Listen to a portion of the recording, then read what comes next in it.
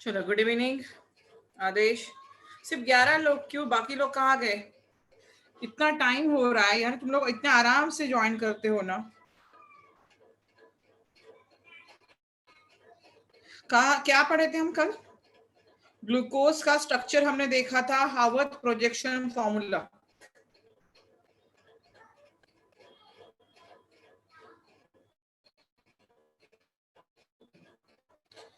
क्या देखा था? हार्वर्थ प्रोजेक्शन फॉर्मूला। आई होप आप लोग सबने प्रोजेक्शन फॉर्मूला किया होगा। किया है कि नहीं? हमने देखा लास्ट जो टॉपिक था। अच्छा, मैथ्स का क्लास लेट छूटा। कितने बजे छूटा साक्षी? कितने बजे? मैम अभी अभी छूटा है, बस 10 मिनट भी नहीं मैडम से। अच्छा, सर ने आज 2 घंटे ले लिया क्या क्लास? मैम वो सर का लैपटॉप स्लो हो गया था ना बीच में, तो 5-10 मिनट लग गए उसको। ओके ओके ओके, ठीक है। तो बाकी लोगों को देखते। चलो, तब तक तो हम रिवाइज कर ही सकते हैं। तो हमने देखा साइक्लिक स्ट्रक्चर ऑफ ग्लूकोज। तो हमने फिशर प्रोजेक्शन फॉर्मूला को हमने किसमें कन्वर्ट किया था? हार्वर्थ प्रोजेक्शन फॉर्मूला में। जो हमारे पास फिशर था, वर्टिकल लाइन और हॉरिजॉन्टल लाइन वाला, उसमें कितने ओएच ग्रुप थे? 4 ओएच ग्रुप है। 3 OH group right hand side में, 1 OH group left hand side में था। और हमने एनोमेरिक कार्बन भी देखा। What is in the anomeric carbon atom? कि एनोमेरिक कार्बन एटम होता है कि जिसकी वजह से दो स्ट्रक्चर फॉर्म होते हैं। एक अल्फा वाला स्ट्रक्चर फॉर्म होता है और एक बीटा वाला स्ट्रक्चर फॉर्म होता है। क्या बात कर रहे हो? आज मैथ्स का लेक्चर 3 to 6:25 तक हुआ, 3.5 घंटे। क्या बात है यार, सही जा रहे हो, मस्त।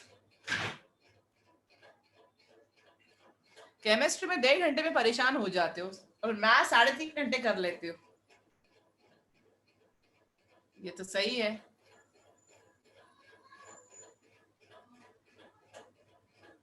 अच्छा, 6:17 तक था, 6:25 तक चला। अच्छा, आज आपका कंटिन्यू मैथ्स होता है ना? Yes ma'am. ओके। तो अल्फा और बीटा, तो alpha and beta form are epimers of each other. Alpha and beta are epimers of each other. दोनों क्या है? Epimer. Anomer is nothing but epimer. तो anomer is a special type of epimer that differ in a configuration and especially at the hemiacetal carbon atom. जो first carbon होता है उसके वजह से जो चेंजेस हो रहा है, and this carbon is called as anomeric carbon. तो एक होता है अल्फा डी ग्लूकोपायरानोज और बीटा डी ग्लूकोपायरानोज। दोनों क्या है? इपीमर है। दोनों क्या है? यहाँ पे इपीमर है। तो हमने देखा कि जो भी हम स्ट्रक्चर निकाल रहे हैं, साइक्लिक स्ट्रक्चर जो फॉर्म कर रहे हैं, उसके लिए कौन सा कंसेप्ट अच्छा है? Hemiacetal concept. Hemiacetal concept होता क्या है? कि जिसमें अल्डिहाइड अल्कोहल के साथ रिएक्ट होता है और वहां पे हेमी एसिटल फॉर्म करता है। और epimer and anomer are both diastereomers. Epimer और एनोमर क्या होता है? डायस्टेरियोमर होता है। हमें पता है कि ग्लूकोज जो है उसकी रिंग कैसी होती है? 6 मेंबर्ड रिंग होती है। ग्लूकोज की रिंग कैसी है? 6 मेंबर्ड रिंग है। सो हेक्सागोन, यहां पे हम बात करेंगे वो क्या फॉर्म करता है? हेक्सागोन। और जो ऑक्सीजन है वो कहां पे होता है? ऑक्सीजन रहता है टॉप राइट कॉर्नर पे। हमने देखा स्ट्रक्चर का, oxygen in top right corner of hexagon. So now this ring we will start numbering from the C on right. हमने कल नंबरिंग देखा।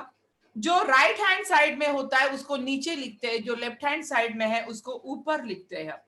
तो इस तरह से हमने दोनों स्ट्रक्चर लिख लिए थे, अल्फा डी ग्लूकोज और बीटा डी ग्लूकोज। अभी यहाँ पे जो स्ट्रक्चर है, देखो यहाँ पे जो स्ट्रक्चर हमने ड्रॉ किए थे, चलो मैं फिर से एक स्ट्रक्चर ड्रॉ कर रही हूँ। स्ट्रक्चर देखो,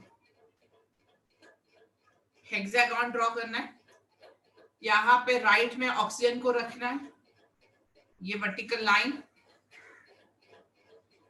इस तरह से। हमने क्या देखा था? यहाँ पे अल्फा, ये होगा H, यहाँ पे OH, राइट हैंड साइड में OH है तो उसको नीचे लिखो।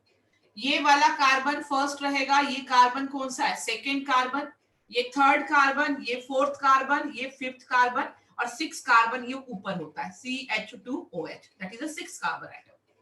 सेकेंड कार्बन पे आपने देखा ये H होगा, यहाँ पे OH, थर्ड कार्बन पे OH, यहाँ पे होगा H, अगेन यहाँ पे OH, यहाँ पे होता है H और यहाँ पे आ जाएगा H। अभी यहाँ पे आप देख रहे हो एक स्ट्रक्चर और दूसरा स्ट्रक्चर मैं यहाँ पे निकालूंगी, वर्टिकल लाइन। यहाँ पे चेंजेस कहाँ पे करना है, सिर्फ चेंजेस इस कार्बन पे, OH ऊपर जाएगा, H नीचे आएगा, बाकी सब सेम स्ट्रक्चर होगा, बाकी स्ट्रक्चर को चेंज नहीं करना है। ओके, यहाँ पे OH, यहाँ पे H हो गया, देन ये CH2OH और यहाँ पे H। अभी मैंने ये दो स्ट्रक्चर निकाले हैं, एक है यहाँ पे अल्फा डी वाला और दूसरा जो रहेगा दैट इज बीटा डी वाला। एक कौन सा है, अल्फा डी और दूसरा है बीटा डी, एक अल्फा डी और दूसरा बीटा डी। अभी ये जो स्ट्रक्चर है alpha D glucose and beta D glucose, ये स्ट्रक्चर रिजेम्बलेंस करता है इस तरह से, देखो ये वाला 6 मेंबर रिंग है, ऑक्सीजन एटम अटैच, यहाँ पे डबल बॉन्ड दिया हुआ and this is called as a pyran. ये क्या है, पायरान है। यहाँ पे ये दोनों जो स्ट्रक्चर में निकाले हैं अल्फा डी ग्लूकोज का और बीटा डी ग्लूकोज का, ये रिजेम्बलेंस करता है पायरान के साथ। किसके साथ रिजेम्बलेंस कर रहा है, पायरान के साथ। तो hence these structure are called pyranos, यहाँ पे लिख दो, hence this structure are called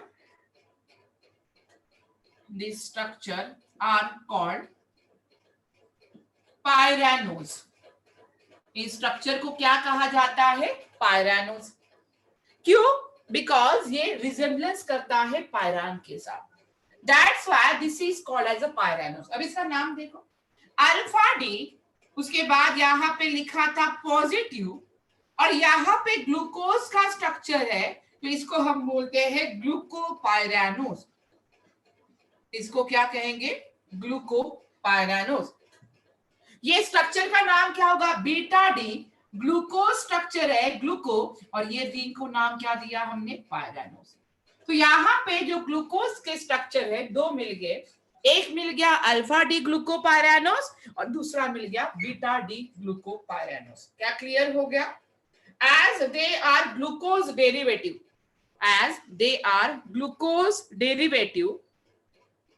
so glucopyranose। नहीं ये रिवीजन नहीं था, ये तो शायद मैंने कल बताया नहीं था आपको, शायद ये बातें हमने कल डिस्कस नहीं की थी। ओके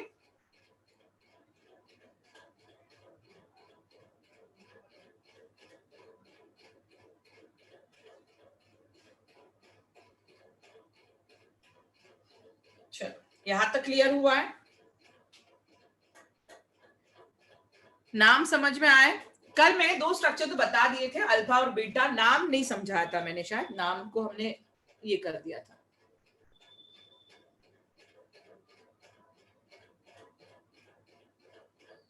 चलो थोड़ा रफ कर रही मैं अभी। स्ट्रक्चर की प्रैक्टिस आई होप आप सबने की होगी, कैसे करना है, फिशर को हावर्थ में कैसे कन्वर्ट करना है। चलो अभी हमें साइक्लिक स्ट्रक्चर की ऐसी क्या जरूरत पड़ गई, हमें क्यों लगा कि हमें साइक्लिक स्ट्रक्चर बनाना चाहिए, मतलब कुछ ना कुछ जो स्ट्रेट चेन का ग्लूकोज है, स्ट्रेट चेन ग्लूकोज है, उसमें कुछ ना कुछ तो लिमिटेशन जरूर होगा। तो हेडिंग डालो, failures of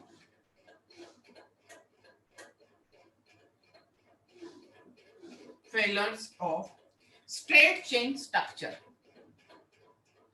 straight chain structure, failure of straight chain structure। ऐसा क्या क्या फेलर्स है स्ट्रेट चेन का कि जिससे हमें साइक्लिक चेन की जरूरत पड़ गई। First, the straight structure, write down, the straight chain structure fails to explain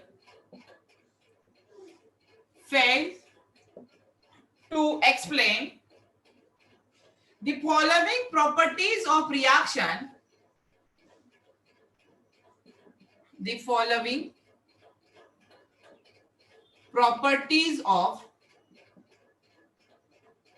reaction shown by glucose.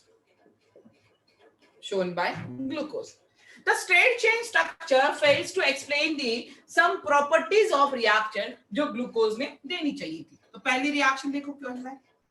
Glucose does not show, first failure, glucose does not show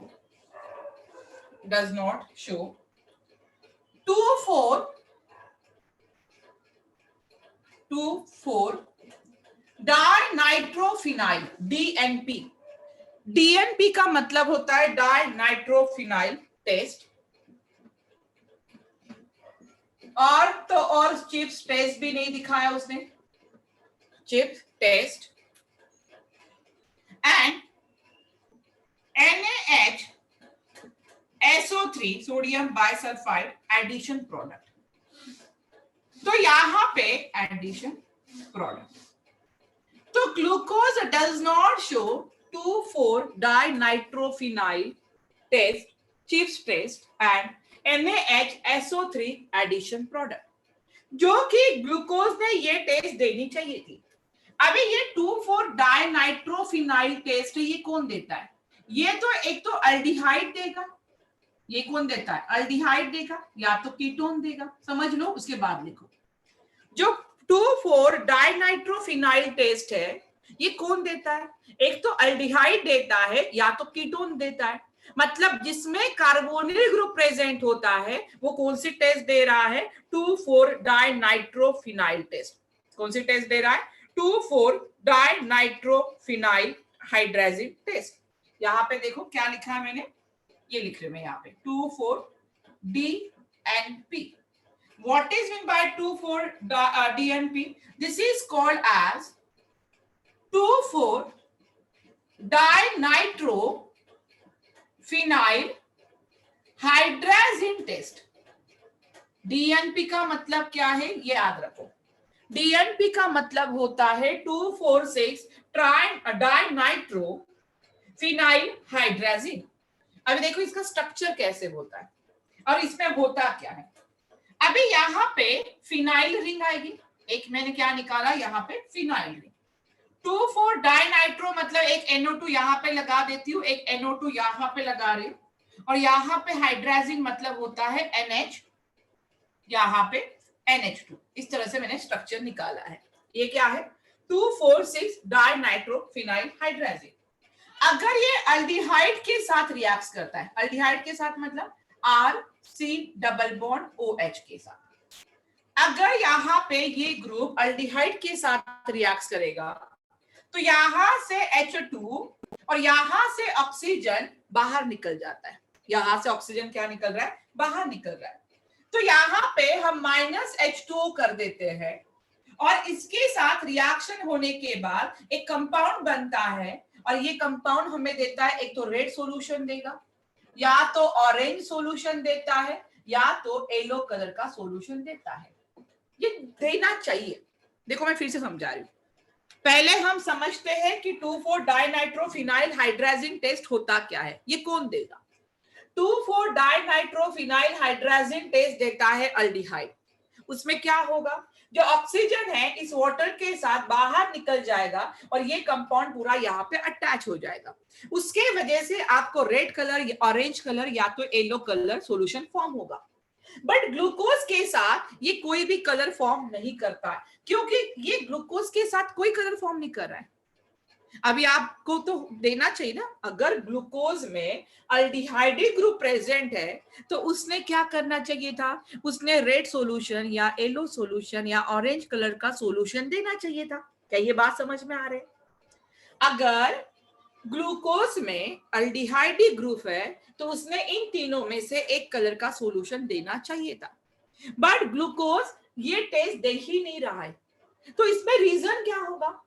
तो glucose में जो ऑक्सीजन एटम है, glucose में जो oxygen atom है वो कहाँ पे बिजी है? ग्लूकोज में जो ऑक्सीजन एटम है वो तो रिंग बनाने में बिजी है, ये वाला रिंग बनाने में बिजी है, ये तो रिएक्शन में पार्टिसिपेट कर ही नहीं रहा है। इसीलिए हमें लगा कि ऐसा कुछ स्ट्रक्चर होगा कि जो साइक्लिक स्ट्रक्चर होगा और ऑक्सीजन ये वाला रिएक्शन में पार्टिसिपेट नहीं कर रहा होगा। चलो पहले इतना लिख लो, वन बाय वन समझते हैं। साक्षी फास्ट तो नहीं हो रहा है?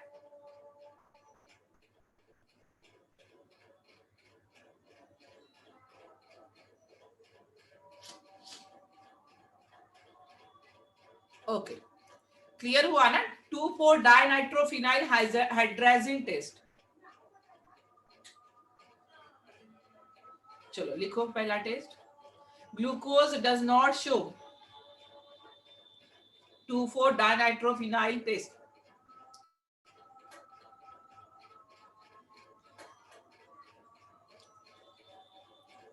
डन।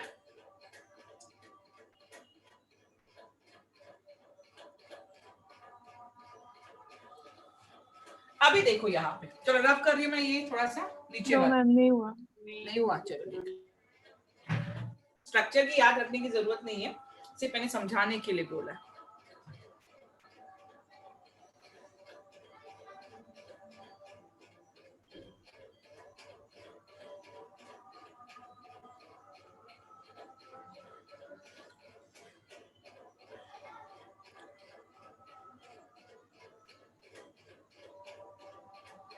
ओके चलो, अभी ये चिप्स रिएजेंट कौन सा टेस्ट है? ये भी अल्डिहाइड और कीटोन देता है, कीटोन नहीं अल्डिहाइड ग्रुप देता है। देखो चिप्स टेस्ट की याद रखते हैं, चिप्स टेस्ट, ये जो सॉल्यूशन होता है ये कलरलेस होता है। ये जो सॉल्यूशन है ना, ये हम अल्डिहाइड कीटोन में और पढ़ेंगे। ये जो सॉल्यूशन होता है कलरलेस होता है। अगर मैं उसमें अल्डिहाइड की रिएक्शन कर दूं तो इससे आपको रेडिश पिंक कलर मिलता है। कौन सा? Magenta colour. मैंने रेड लिखा हुआ है क्योंकि बुक में रेड है। मैजेंटा कलर फॉर्म होता है, लेकिन ग्लूकोज कोई भी मैजेंटा कलर नहीं दे रहा है चिप्स टेस्ट के साथ। उसी तरह NaHSO3 भी एडिशन प्रोडक्ट देता है ग्लूकोज के साथ, तो ये भी ग्लूकोज के साथ अल्डिहाइड के साथ एडिशन प्रोडक्ट नहीं दे रहा। तो ये सब कुछ क्यों हो रहा है? क्योंकि ऑक्सीजन तो बिजी है रिंग बनाने में, ऑक्सीजन अवेलेबल ही नहीं है रिएक्शन करने के लिए। इसीलिए हमें लगा साइक्लिक स्ट्रक्चर ऑफ ग्लूकोज होना चाहिए। कैसा स्ट्रक्चर होना चाहिए? साइक्लिक स्ट्रक्चर ऑफ ग्लूकोज होना चाहिए। चलो, ये लिखने की जरूरत नहीं है, ये कोई पूछेगा नहीं। Second limitation, head of second, the pentaacetate of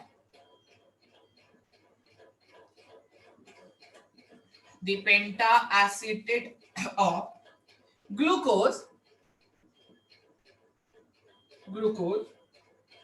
doesn't react with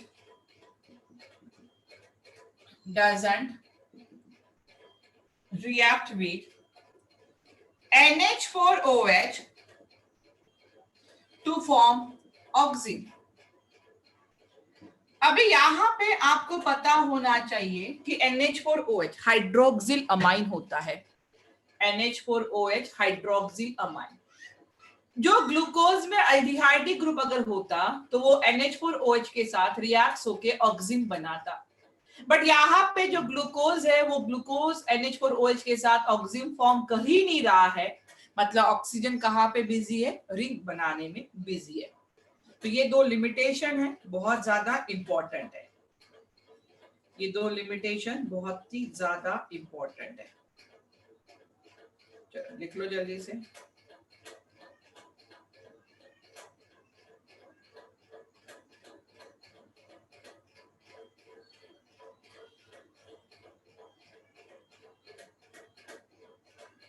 चलो हो गया है, डन।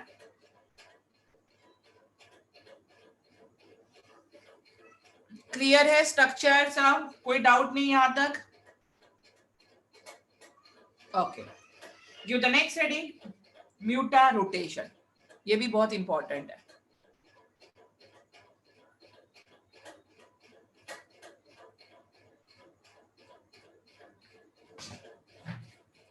रफ कर रही मैं।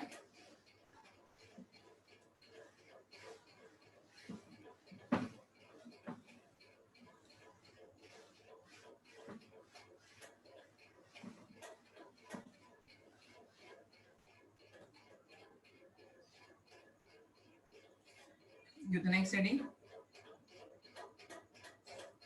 म्यूटा रोटेशन।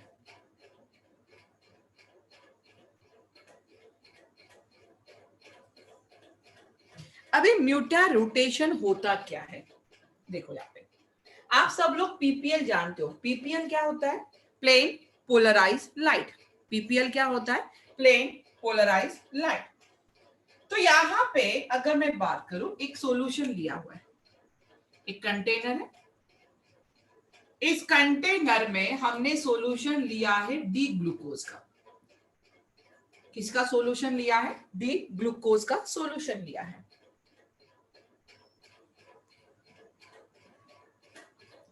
और यहाँ पे डी ग्लूकोज से हम क्या पास कर रहे हैं? PPL. What is mean by PPL? Plane polarise light, PPL हमने हेलो अल्केन में देखा है। तो जब भी हम ग्लूकोज से, कौन सा ग्लूकोज है? Alpha D glucose. तो अल्फा डी ग्लूकोज से यहां पे हम पीपीएल को पास कर रहे हैं, तो पीपीएल यहां पे रोटेट कर रही है। पीपीएल क्या कर रही है? यहां पे रोटेट कर रही है। और यहां पे जो पीपीएल रोटेट होती है वो होती है 112 डिग्री से। क्या ये बात समझ में आ रही है? When plain polarized light is passed through the alpha D glucose solution, तो पीपीएल रोटेट 112 डिग्री से। कितने से रोटेट हो रही है? 112 डिग्री से रोटेट हो रही है। ठीक है, ये अप्रोक्सीमेट वैल्यू मैंने बताई है। अभी मैं यहाँ पे दूसरा ले रही हूँ। देखो एक पीपीएल अगेन यहाँ पे, अभी यहाँ पे भी पीपीएल को मैंने पास किया है, पीपीएल को हमने पास किया है बीटा डी ग्लूकोज से। किससे पास कर रही हूं मैं यहाँ पे? बीटा डी ग्लूकोज से। आपको पता है कि दो, एक क्रिस्टलाइन फॉर्म होते हैं, एक अल्फा डी ग्लूकोज और दूसरा होता है बीटा डी ग्लूकोज। तो ग्लूकोज से अल्फा से पास किया तो 112 से रोटेट हुआ है। लेकिन यहाँ पे जब मैंने पीपीएल को या बीटा डी ग्लूकोज से पास कराया, तो यहाँ पे जो पीपीएल रोटेट हो रहा है बहुत ही कम एंगल से रोटेट हो रहा है। और ये कितने से हो रहा है? 18 डिग्री से रोटेट हो रहा है। अल्फा से ज्यादा हो रहा है और बीटा से बहुत ही कम रोटेट हो रहा है। कैसे हो रहा है? बहुत ही कम रोटेट हो रहा है।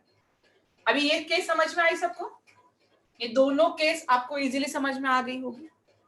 अभी यहाँ पे फिर से हम पीपीएल ले रहे हैं और आपको मैंने कल बताया था, यहाँ पे कंटेनर ले रहे, और मैंने आपको कल बताया था कि जो अल्फा डी ग्लूकोज है और बीटा डी, हाँ 18 डिग्री 18 डिग्री, यहाँ पे मैंने कल बताया था कि जो अल्फा डी ग्लूकोज है और बीटा डी ग्लूकोज है वो कैसे है? इंटर कन्वर्टिबल है। मतलब यहाँ पे जो अल्फा डी ग्लूकोज है, यहाँ पे जो अल्फा डी ग्लूकोज है वो किस में कन्वर्ट हो रहा होगा? बीटा डी ग्लूकोज में कन्वर्ट होता है। दोनों इंटर कन्वर्टिबल है। मतलब अल्फा डी ग्लूकोज किस में कन्वर्ट कर सकते हैं? बीटा डी ग्लूकोज में हम कन्वर्ट कर रहे हैं। तो यहाँ पे जो अल्फा डी ग्लूकोज से पीपीएल कितने से रोटेट हो रहा था? 112 डिग्री से। तो जैसे ही दोनों इंटर कन्वर्टिबल हो गया, तो यहाँ पे जैसे ही रोटेशन देखा तो यहाँ पे रोटेशन कम हो गया था। यहाँ पे रोटेशन क्या हो गया था? कम हो गया था। क्यों कम हो रहा है? मतलब ये रोटेशन 112 डिग्री से कम आया। ये रोटेशन 112 डिग्री से कम आया। सही तो है। अगर यहाँ पे अल्फा डी ग्लूकोज 100% यहाँ से पीपीएल 100% अल्फा डी ग्लूकोज से पास हो रहा है, तो यहाँ पे अगर ये 90% होगा तो ये तो 10% होगा ना। अगर मैं मान लू कि अल्फा डी ग्लूकोज कितने परसेंट है, 90%, तो बीटा डी ग्लूकोज कितने परसेंट फॉर्म हुआ है, 10%। दोनों इंटर कन्वर्टिबल है। तो यहाँ पे अगर मैं इसका बताऊं कि कितने एंगल से रोटेट हो रहा है, तो कैसे निकालोगे? यहाँ पे निकालोगे कि 90 है, 90% है, तो इसका कितने से रोटेट हो रहा है, 112 से हो रहा है। जो 10% है उसका कितने से रोटेट हो रहा है, 18% से रोटेट हो रहा है, और डिवाइडेड बाय कितना है, यहाँ पे 100 है। तो ऑब्वियस है इसका जो रोटेशन आएगा वो 112 डिग्री से कम आएगा। और ये हमेशा ये एंगल है, ये चेंज होगा, हमेशा ये एंगल चेंज होगा। कब तक चेंज होगा? जब तक alpha D glucose beta D glucose के साथ इक्विलिब्रियम में नहीं आ जाते। इसी को हम बोलते, कब तक होगा? जब तक अल्फा डी और बीटा डी दोनों इक्विलिब्रियम कंडीशन में नहीं आते, तब तक ये एंगल हर बार चेंज होगा। क्योंकि जैसे alpha D glucose beta D glucose में कन्वर्ट हो रहा है, तो बाद में बीटा डी ग्लूकोज भी अल्फा डी ग्लूकोज में कन्वर्ट होगा, और हर बार वो एंगल चेंज हो रहा है, और उसी को हम बोलते हैं म्यूटा रोटेशन। इसी को हम बोल रहे हैं म्यूटा रोटेशन। क्लियर हुआ है म्यूटा रोटेशन? फिर से रिपीट कर रही हूं, हमारे पास दो सॉल्यूशन है, एक है अल्फा डी ग्लूकोज और दूसरा है बीटा डी ग्लूकोज। जब पीपीएल मतलब प्लेन पोलराइज्ड लाइट,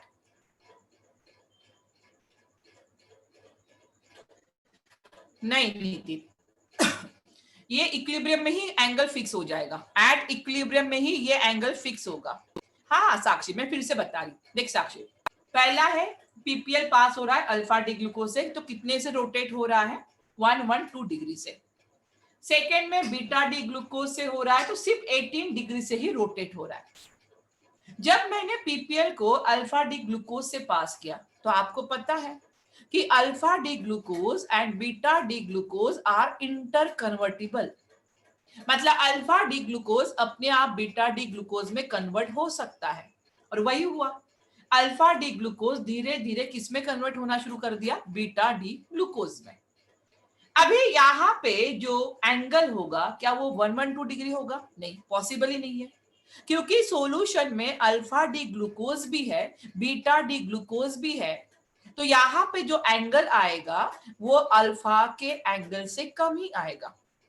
क्योंकि अगर मैं मान लूं कि अल्फा 90% है, तो बीटा कितना परसेंट होगा बेटा, 10% होगा। तो अगर मैं इनके परसेंटेज निकालूं तो वो 112 डिग्री से कम आएगा।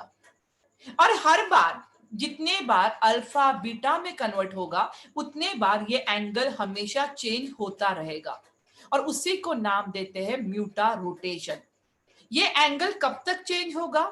जब तक alpha D glucose at equilibrium नहीं हो जाता बीटा डी ग्लूकोज से। जब तक alpha D glucose at equilibrium नहीं हो जाता बीटा डी ग्लूकोज पे, तब तक ये एंगल चेंज होता रहेगा, और इसी को हम बोलते हैं म्यूटा रोटेशन। अब समझ में आया साक्षी? चलो डेफिनेशन पार्ट्स में लिख के देती हूं।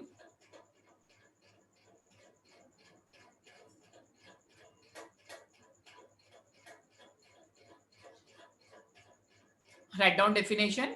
पहले ये कर लिया सबने, चलो राइट डाउन डेफिनेशन। ये रफ कर देती हूँ मैं।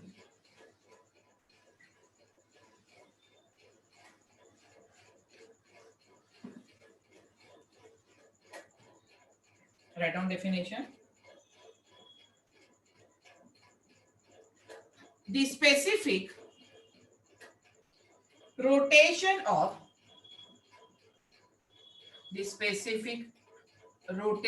of pure alpha D glucose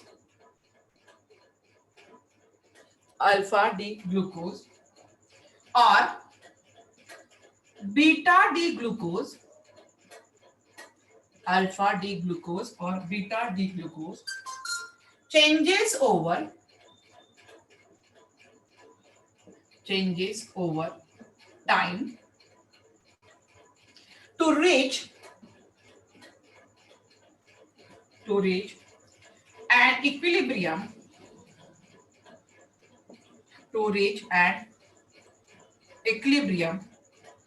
value. कब तक होता रहेगा? To reach an equilibrium value, and this phenomena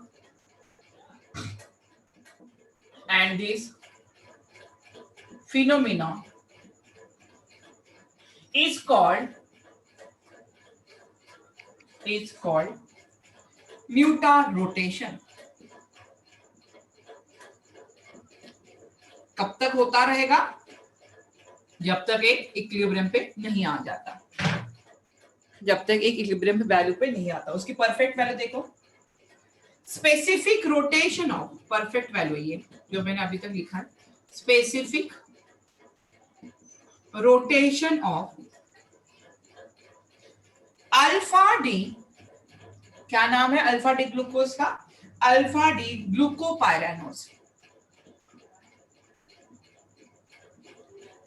alpha D glucopyranose, that is +112 degree.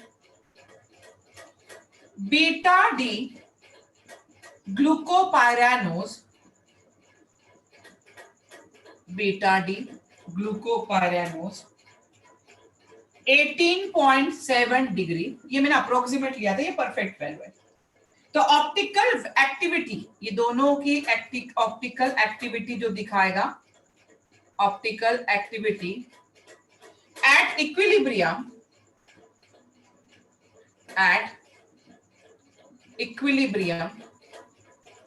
that is 52.6 degree. ये प्लस में है, ये भी प्लस में, ये भी प्लस में।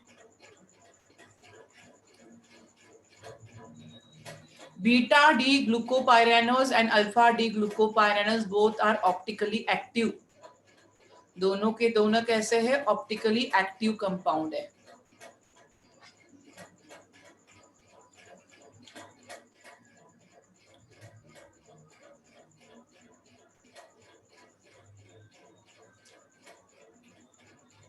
यहां तक क्लियर हुआ है? किसी को डाउट है ग्लूकोज में? अभिषेक समझ में आया म्यूटारोटेशन? अभय, आदित्य, नितिन, संकेत, चलो क्लियर है ना? नेक्स्ट हेडिंग डालो fructose. The next heading fructose. Mutarotation की डेफिनेशन यही लिखना, कोर्स में पूछा जाता है म्यूटारोटेशन।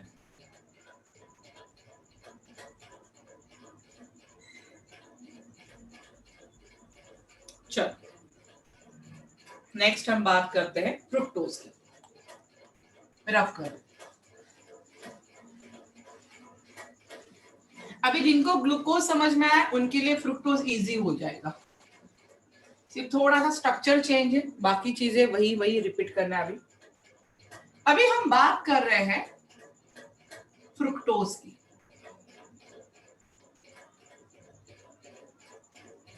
किसकी बात कर रहे हैं? फ्रुक्टोज की। फ्रुक्टोज का जो फॉर्मूला होता है C6H12O6। जैसे ग्लूकोज होता है C6H12O6, वैसे ही फ्रुक्टोज का फॉर्मूला होता है C6H12O6, और इसको कहते हैं कीटोहेक्सिस। मतलब इसमें कौन सा फंक्शनल ग्रुप? कीटो ग्रुप है। कितने कार्बन है? 6 कार्बन है, तो इसको हम बोलते हैं कीटोहेक्सोस। क्या कहेंगे? कीटोहेक्सोस। अभी मुझे इसका स्ट्रेट चेन निकालना है। उसकी क्या निकालनी है आपको? पहले स्ट्रेट चेन। स्ट्रेट चेन मतलब कौन सा फॉर्मूला हो गया? फिशर वाला फॉर्मूला।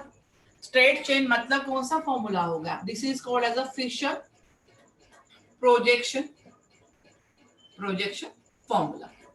जब भी मैं स्ट्रेट चेन की बात करूं तो that is a Fischer projection formula. तो यहां पे फ्रुक्टोज है, मॉलिक्यूलर फॉर्मूला C6H12O6 है, और इसको हम कीटो बोलते हैं क्योंकि इसमें कीटोनिक ग्रुप प्रेजेंट होता है, 6 कार्बन, इसलिए हेक्सोस कहेंगे। ओस मतलब क्या होता है? शुगर। Straight chain.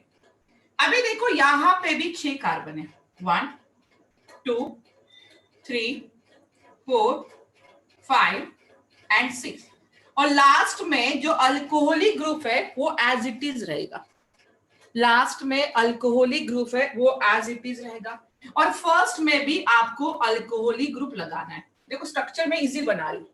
पहले आप 6 कार्बन निकाल लोगे, लास्ट में अल्कोहलिक ग्रुप है, फर्स्ट में भी क्या है? अल्कोहलिक ग्रुप है, और सेकेंड कार्बन पे डबल बॉन्ड ओ, कौन सा ग्रुप लगाना है? Ketonic group. बाकी का स्ट्रक्चर एज इट इज रहेगा। थर्ड कार्बन पे OH ग्रुप कौन सी साइड में? लेफ्ट साइड में, यहां पे H, बाद में OH, यहां पे H, यहां पे OH, यहां पे भी H। देखो फिर से बता रही, पहले 6 कार्बन निकाल लो, फर्स्ट कार्बन पे CH2OH, लास्ट कार्बन पे CH2OH, यहां पे जो सेकेंड कार्बन है इस पे डबल बॉन्ड O कर दो, और बाकी जो ग्लूकोज में हमने किया है वो एज इट इज करना है। ग्लूकोज में जो किया है वो एज इट इज करना है। अभी देखो फिर से वही हम बना रहे स्ट्रक्चर, फिर से मैं वही स्ट्रक्चर बनाने जा रही हूं। यहां पे नीचे से सेकेंड कार्बन पे लोन पेयर ऑफ इलेक्ट्रॉन है, ये लोन पेयर ऑफ इलेक्ट्रॉन यहां पे ये बॉन्ड शिफ्ट होगा, तो यहां पे लोन पेयर ये कहा जा रहे हैं इस कार्बन के पास, जो लास्ट टाइम हमने कंसेप्ट किया है वही हो रहा है यहाँ पे। देखो ये कार्बन लिखा मैंने, ये वाला कार्बन, इस कार्बन के पास ये ग्रुप लेके आओ CH2OH, इस कार्बन को मैंने ये ग्रुप अटैच कर दिया CH। पहले समझ लो, बाद में मैं एक एक करके लिख के दे रही हूँ प्रॉपर नोट्स। तो इस कार्बन को ये CH2OH ग्रुप अटैच है, और ये ऑक्सीजन है, और ये हाइड्रोजन कहां पे चला गया? इसके पास। उसके बाद ये सेकेंड कार्बन है, यहाँ पे इस कार्बन को हमने नंबर 1 कर देते हैं। ये कार्बन एज इट इज है, C हो गया, यहाँ पे H है, यहाँ पे OH रहेगा। उसके बाद थर्ड कार्बन यहाँ पे OH है, यहाँ पे H है, और ये कार्बन ने क्या किया? इसके साथ ऑक्सीजन के थ्रू क्या है? बॉन्ड बनाया, और लास्ट में क्या है? CH2OH, यहाँ पे H। ऐसा कुछ बनाया था ग्लूकोज में स्ट्रक्चर, फिर से रिपीट करें। 6 कार्बन एटम, ऊपर एक अल्कोहलिक ग्रुप, नीचे एक अल्कोहलिक ग्रुप लगाया, सेकेंड पे मैंने कीटोनिक ग्रुप लगाया, बाकी कार्बन को एज इट इज ग्लूकोज के जैसे रखा हुआ है। नीचे से सेकेंड कार्बन के पास लोन पेयर है, ये बॉन्ड, ये वाला पाई बॉन्ड शिफ्ट कर देना ऑक्सीजन की तरफ, इस पे निगेटिव चार्ज आएगा, इस पे पॉजिटिव चार्ज आएगा, लोन पेयर यहाँ पे अटैच कर देना। ये कार्बन को ये वाला ग्रुप अटैच है, मैंने सामने लिख लिया, O के पास ये हाइड्रोजन जा रहा है, बाकी स्ट्रक्चर को एज इट इज लग दिया, और ये फर्स्ट कार्बन को मैंने कौन से कार्बन के साथ ज्वाइन कर दिया? ये फिफ्थ कार्बन के साथ। बोलो ये स्ट्रक्चर समझ में आया सबको? यहाँ पे ये स्ट्रक्चर सबको समझ में आया। अभी यहाँ पे ये OH ग्रुप कौन से साइड में है? आप मुझे बता सकते हो कि OH group left hand side में है। यहाँ पे जो OH ग्रुप है वो लेफ्ट हैंड साइड में है, that's why this is called as beta D fructose. इसको हम क्या कहते हैं? Beta D fructose. Why this is called as beta D fructose? Because OH group कौन से साइड में है? OH group left hand side में है, इसीलिए उसको बीटा कहा है। अगर वही OH ग्रुप रिंग के अंदर होता, अगर वही OH ग्रुप रिंग के अंदर होता तो उसका नाम क्या आ जाता है? अल्फा आ जाता, अल्फा डी फ्रुक्टोज। उसका नाम क्या आता? Alpha D fructose. चलो कर लो पहले, फिर दोनों बनाते हम।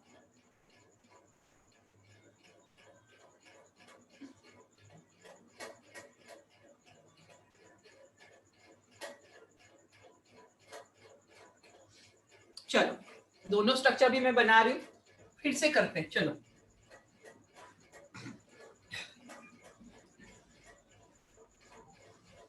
फिर से दोनों स्ट्रक्चर बनाते हैं,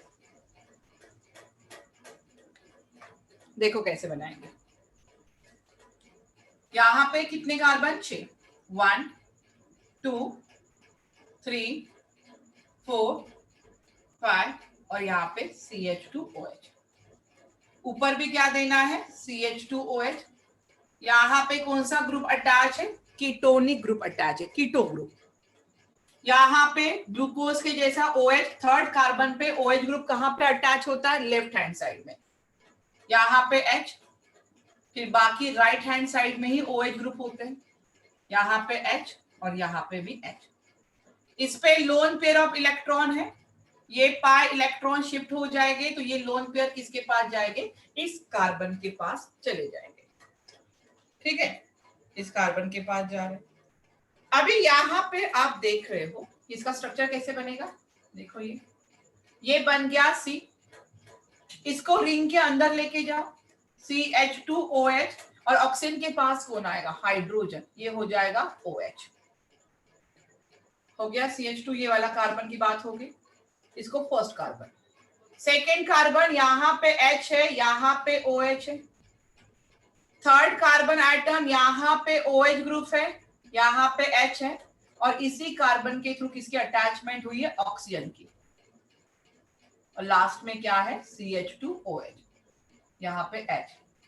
रिंग के लेफ्ट हैंड साइड में OH ग्रुप अटैच है, this is called as beta D fructose. जैसे हमने अल्फा और बीटा कहा था, इसको beta D fructose.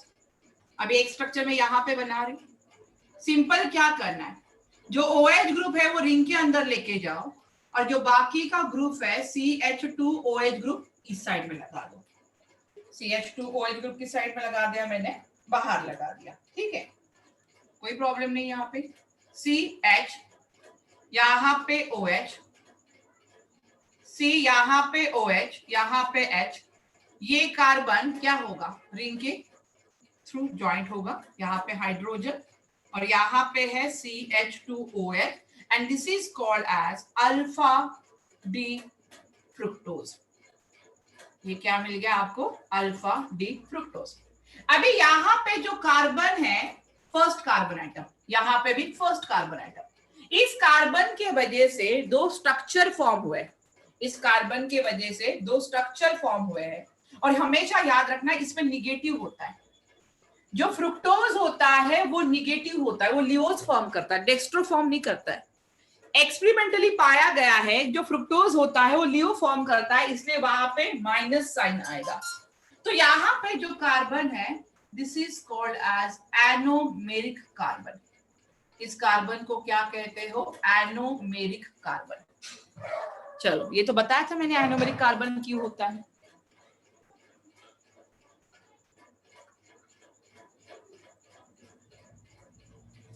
This is called as D minus fructose. कीटोहेक्सोस होता है ये, लियोस कहते हैं, निगेटिव साइन आएगा।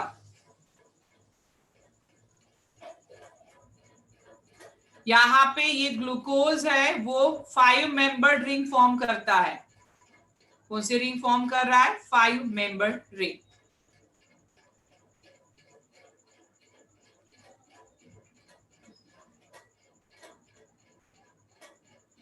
यस नितिन, सिर्फ CH2OH ग्रुप एक रिंग के अंदर है, एक रिंग के बाहर है, बाकी कोई ज्यादा चेंजेस नहीं है। ओके, चलो एक सेंटेंस लिखो, राइट डाउन। हो गया, ये लिखना हो गया है? No ma'am. ओके,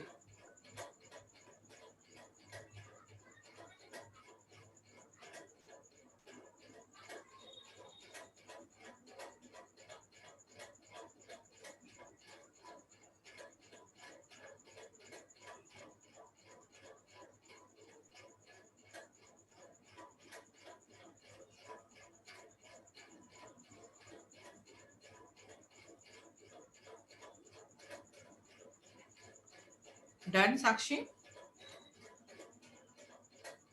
समझ में तो आ रहा है ना स्ट्रक्चर वगैरह?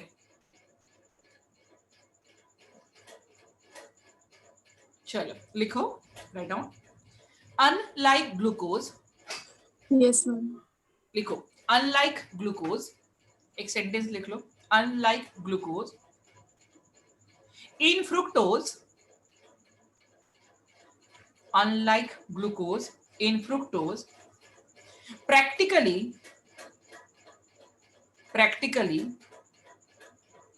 it is seen that practically it is seen that six-membered ring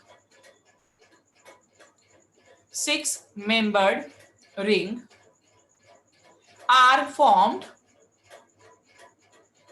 Six-membered ring are formed in very small quantities. Six-membered ring are formed in very small quantities, and relative formation of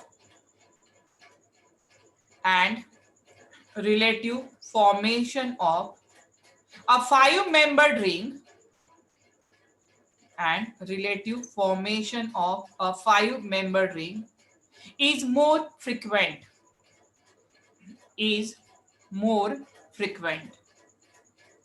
मतलब practically ये पाया गया कि यहाँ पे 6 carbon है, जैसे glucose में 6 कार्बन थे, फ्रुक्टोज में भी 6 कार्बन है, बट यहाँ पे जो 6 मेंबर्ड रिंग बन रही है वो लेसर क्वांटिटी में बनती है और 5 मेंबर्ड रिंग ज्यादा क्वांटिटी में बन रही है। इसीलिए यहाँ पे जो प्रेफरेंस मिलेगा वो किसको मिलेगा? 5 मेंबर्ड रिंग को मिलेगा। ग्लूकोज में जो रिंग बन रही थी वो कौन सी बन रही थी? 6 मेंबर्ड रिंग, क्योंकि वो ज्यादा स्टेबल थी। क्लियर हुआ? ये सेंटेंस याद रखना कि क्यों ऐसा हो रहा है। चलो आगे बढ़ते हैं। Next heading, drawing cyclic structure of fructose. क्या निकालना है हमें? Cyclic structure of fructose.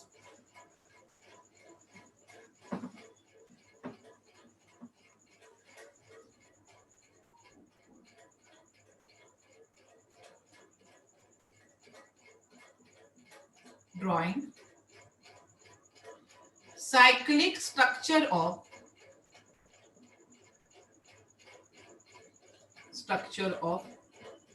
Fructose. किसका स्ट्रक्चर निकालना है अभी? साइक्लिक स्ट्रक्चर निकालना है फ्रुक्टोज का। हाँ साक्षी, अल्फा होगा ना, अल्फा और बीटा तो है, अल्फा बीटा तो है, सेम है। Drawing cyclic structure of fructose, how to draw?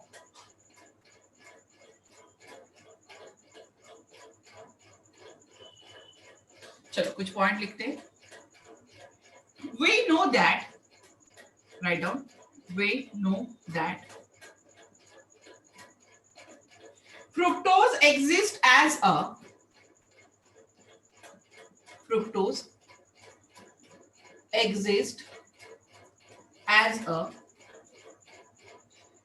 5-membered ring। कौन सी रिंग एग्जिस्ट करता है? 5-membered ring, so a pentagon।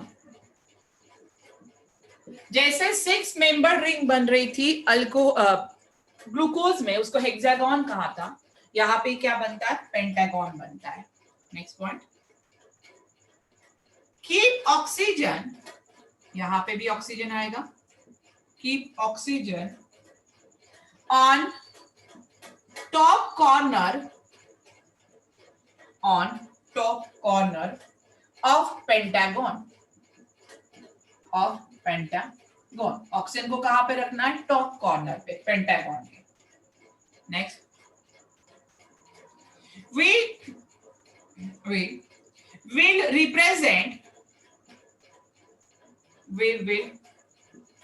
represent bonds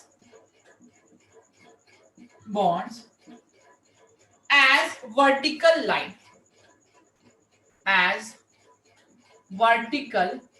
lines, then start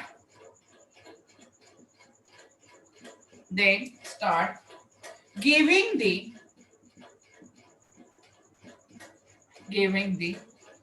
functional group।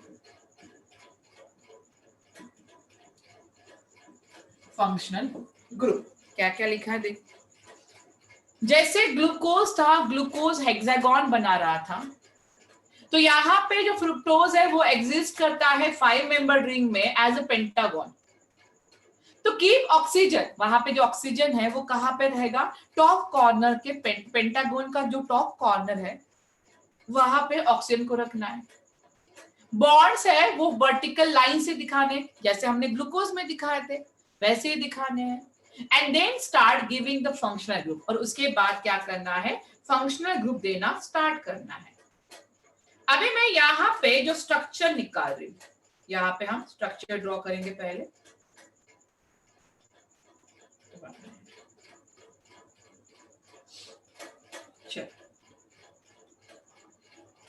यहाँ पे दिखाई दे रहा है।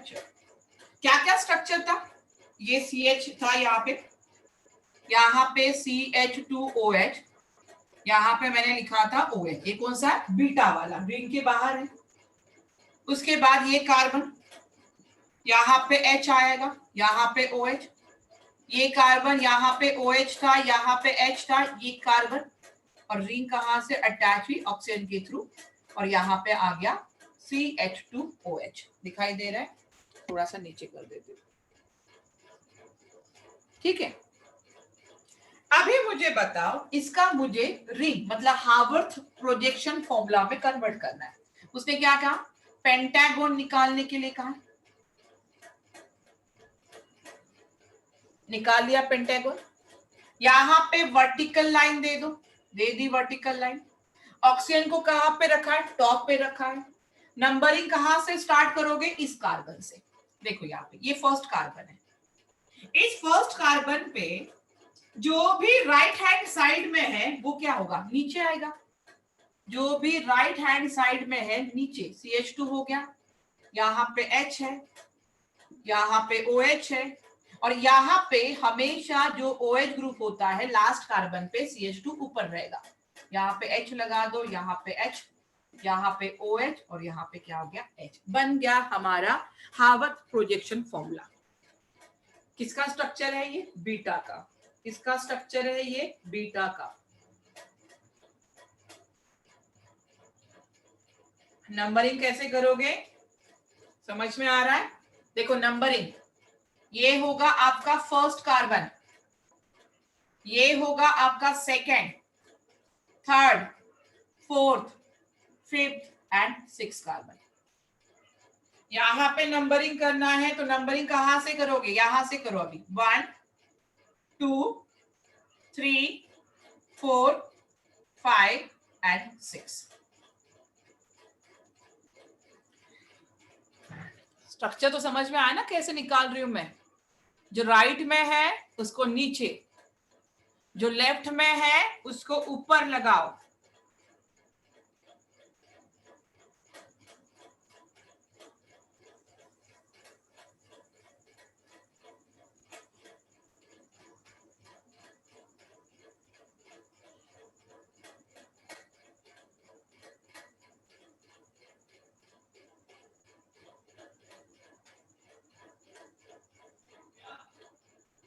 चलो डन।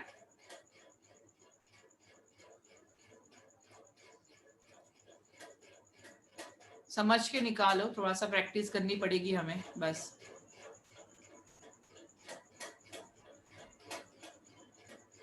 ना ना, यहाँ पे पॉजिटिव नहीं होगा साक्षी, साक्षी यहाँ पे पॉजिटिव नहीं होगा क्योंकि फ्रुक्टोज लियो है। एक्सपेरिमेंटली पाया गया कि फ्रुक्टोज लियो है तो वहां पे निगेटिव ही आएगा, यहाँ पे निगेटिव ही आने वाला है।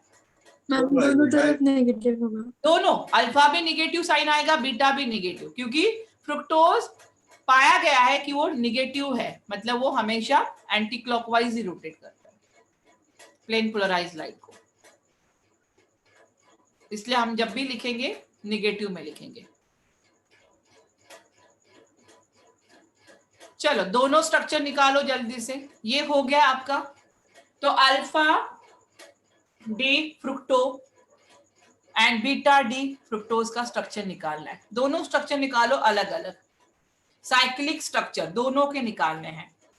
उसके बाद मैं कुछ समझाती हूँ उसको नोमेनक्लेचर कैसे करना है।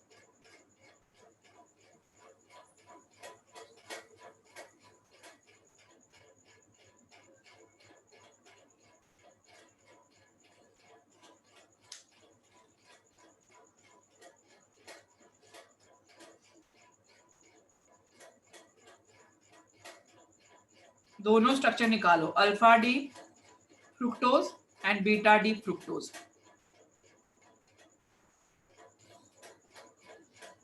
और बिना देखे थोड़ा सा निकालो, ट्राई करो एटलीस्ट कि हम कैसे निकाल रहे साइक्लिक, हम स्ट्रेट चेन से साइक्लिक कैसे निकाल सकते हैं। थोड़ा सा एक बार करके देखो।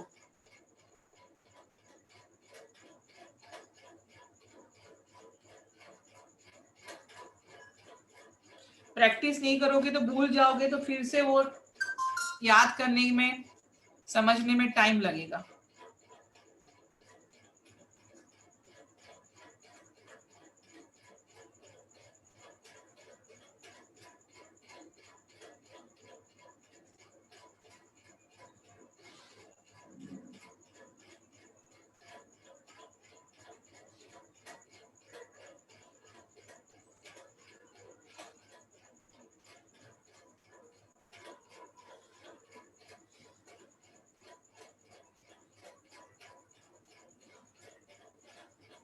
चलो हो गया है।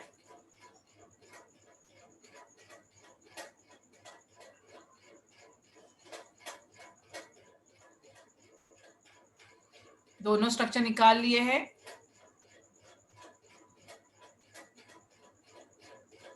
चलो देखते हैं अभी स्ट्रक्चर किस तरह से निकाला आपने। ये सब रफ कर रही हूँ।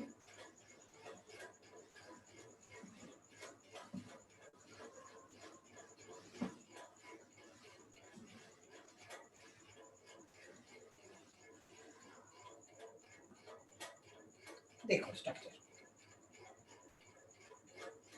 कितनी मेंबर्ड रिंग है, 5 membered ring, pentagon. Oxygen top पे रखना है और यहाँ पे वर्टिकल लाइन देनी है, ठीक है। यहाँ पे फर्स्ट कार्बन में ऊपर लिख दो अभी CH2OH, ये फर्स्ट कार्बन हो गया, ये सेकेंड कार्बन, यहाँ पे क्या आएगा, यहाँ पे हो गया OH, ठीक है। उसके बाद ये OH ग्रुप ऊपर आएगा, यहाँ पे H, उसके बाद OH ग्रुप नीचे, यहाँ पे H और यहाँ पे भी H और यहाँ पे आ जाएगा CH2OH। निकाला पहला स्ट्रक्चर। ये कौन सा है आप देख रहे हो, CH2OH ऊपर है तो ये होगा अल्फा डी। ये कौन सा होगा, अल्फा डी। अगर दूसरा स्ट्रक्चर निकालने के लिए बोलूं तो कुछ ज्यादा दिमाग तो लगाना नहीं है हमें। हमें क्या निकालना है, पेंटागन निकालना है, वर्टिकल लाइन देनी है और यहाँ पे जो है ये सिर्फ फ्लिप कराना है। ये क्या करना है, हमें फ्लिप करना है। मतलब यहाँ पे OH ग्रुप ऊपर चला जाएगा और यहाँ पे CH2OH ग्रुप नीचे आ जाएगा और बाकी remaining structure as it is है। OH हो गया, यहाँ पे H, यहाँ पे OH, यहाँ पे H और ये क्या हो जाएगा CH2OH। समझ में आ गया। और ये जो स्ट्रक्चर है this is called as beta D. पूरा नाम मैंने अभी तक नहीं लिखा है। दोनों स्ट्रक्चर आप लोगों ने आई होप निकाल लिए हो। अभी जैसे मैंने ग्लूकोज की 6 मेंबर्ड रिंग निकाली थी, वो पायरान निकाला था। पायरान से क्या करता है ना, रिजेम्बलेंस करता था। तो इसी से यहाँ पे जो पेंटागन मैं निकाल रही हूँ, यहाँ पे क्या है पेंटागन, एंड ये स्ट्रक्चर देखो ये ऑलमोस्ट सेम स्ट्रक्चर है and this is called as furan, FURAN। Glucose में पायरान था, यहाँ पे क्या है फ्यूरान है। और ये कौन सा है, ये निगेटिव लिख रही हूँ मैं यहाँ पे क्योंकि ये लियो रहता है, फ्रुक्टोज हमेशा लियो होगा। तो इसको हम बोलते हैं ये फ्रुक्टो, क्योंकि फ्रुक्टोज का डेरिवेटिव है तो this is called as fructo. यहाँ पे इसको क्या कहा, फ्रुक्टो, और ये हो जाएगा फ्यूरानोज। क्या नाम समझ में आ रहा है, क्या बन गया, वहां पे ग्लूकोपायरानोज था, यहाँ पे ये क्या बन गया, फ्रुक्टोफ्यूरानोज बन गया। इसी तरह से यहाँ पे भी बीटा डी निगेटिव आएगा और यहाँ पे भी क्या लिखूं मैं, दिस इज आल्सो फ्रुक्टोफ्यूरानोज। ओज मतलब क्या हो रहा है, शुगर। फ्यूरान रिंग है और किसका डेरिवेटिव है, फ्रुक्टोज का डेरिवेटिव है। तो यहाँ पे हेंस दिस स्ट्रक्चर, मैं लिखूं इसका, hence this structure are called are called furanose. Hence, this structure are called furanose. Also, they are fructose derivative. Also, they are fructose derivative. Fructose derivative. So, fructofuranose. इसीलिए इसको क्या नाम दिया? So, fructofuranose. दिखाई दे रहा है ना नीचे का? इसीलिए उसको क्या कहा? फ्रिक्टोफ्यूरानोस. ग्लूकोज था तो ग्लूको, यहां पे हमने कहा था अल्फा डी ग्लूकोपायरानोस, यहाँ पे फ्रुक्टोफ्यूरानोस, वहां पे ग्लूकोपायरानोस. छोटी छोटी चीजें लेकिन याद रखना है. और पता है आपको ये स्ट्रक्चर कैसे होता है? ये जो नीचे वाला पोर्शन है ना, ये डार्क किया जाता है 3D में. आपकी बुक में स्ट्रक्चर देखो, ये वाला जो नीचे वाला पोर्शन है ये 3D दिखाने के लिए इस तरह से ये डार्क किया जाता है. मतलब ये स्ट्रक्चर आपकी तरफ नीचे वाला, ये भी यहाँ पे सेम ग्लूकोज में भी था, ये यहाँ पे ये किया डार्क किया जाता है एक 3D दिखाने के लिए, बस, बाकी कुछ नहीं.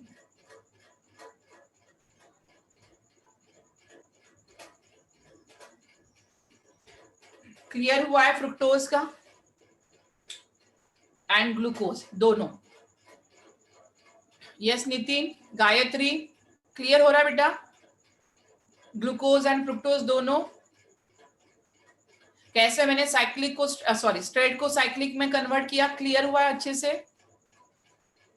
भूलना नहीं है, देखो समझ के करोगे तो रट्टा मारने की जरूरत नहीं पड़ेगी. नेहा डन बेटा?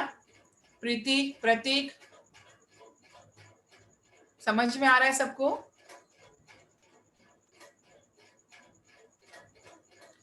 नेम में क्या प्रॉब्लम है साक्षी? देखो नेम नहीं समझे, मुझे बताओ. अल्फा डी ये तो समझ में आया. अल्फा क्यों कहा मैंने? जो राइट हैंड साइड में होता है OH ग्रुप तो वो अल्फा होता है. अगर OH group left hand side में है तो उसको हम बीटा कहते हैं. निगेटिव का क्यों कहा मैंने? मैंने कहा जो फ्रुक्टोज होता है वो हमेशा लो फॉर्म, मतलब पाया गया है कि फ्रुक्टोज हमेशा एंटी क्लॉकवाइज ही रोटेट करता है, इसीलिए लियो. और लियो होगा तो ये क्या आएगा? निगेटिव आएगा. जो मैंने यहाँ पे रिंग निकाली है वो किससे रिजेम्बलेंस कर रही है? वो फ्यूरान से रिजेम्बलेंस कर रही है. ये जो स्ट्रक्चर है उसका नाम क्या है? फ्यूरान. तो ये रिंग फ्यूरान से रिजेम्बलेंस कर रही है, तो इसीलिए इस रिंग का जो स्ट्रक्चर है उसको नाम देते हैं फ्यूरानोज. क्यों कहा मैंने साक्षी फ्यूरानोज? OSC का मतलब होता है शुगर. OSC का मतलब होता है शुगर, मैंने फर्स्ट लेक्चर में ही बताया था बायोमोलिक्यूल्स के. तो यहाँ पे फ्यूरानोज फॉर्म हुआ. और ये किसका डेरिवेटिव है? जो मैंने ये स्ट्रक्चर निकाला, किसका स्ट्रक्चर निकाला साक्षी? फ्रुक्टोज का. तो नाम क्या होगा? अल्फा डी तो समझ में आया, फ्रुक्टोज का डेरिवेटिव है इसलिए फ्रुक्टो. और ये किसका स्ट्रक्चर है? फ्यूरानोज का स्ट्रक्चर है, इसीलिए फ्रुक्टोफ्यूरानोज. अब क्लियर हुआ साक्षी?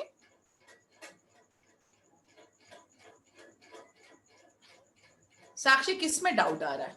अब क्लियर हुआ ना बेटा? चलो ठीक है. और किसी को डाउट है कुछ? चलो आगे बढ़े फिर.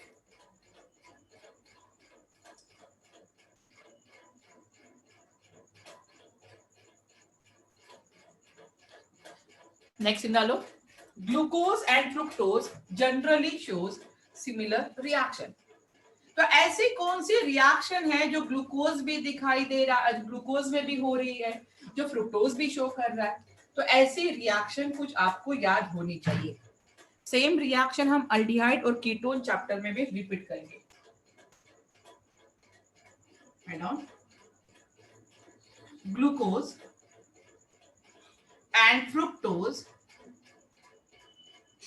glucose and fructose generally show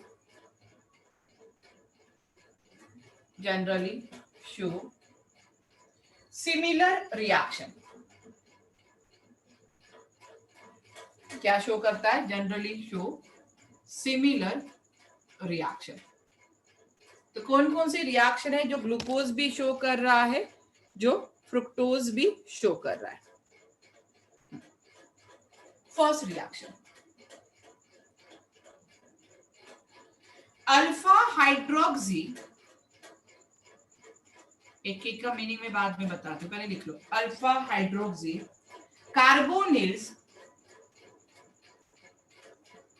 carbonyls are known to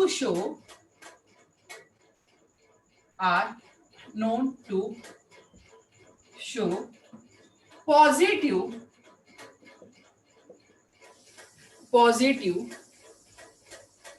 result for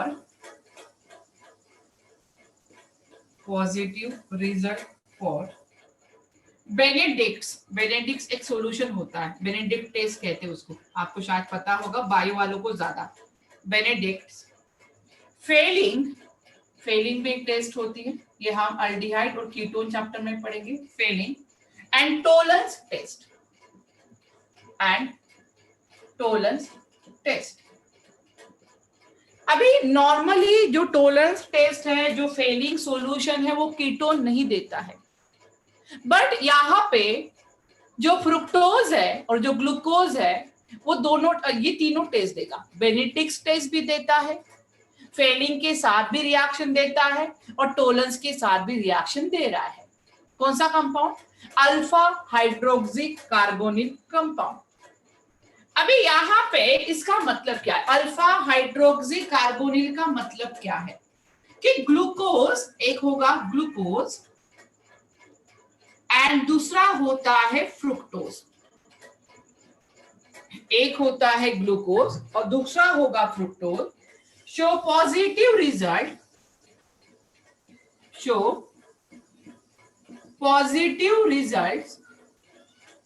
किसके लिए? Positive result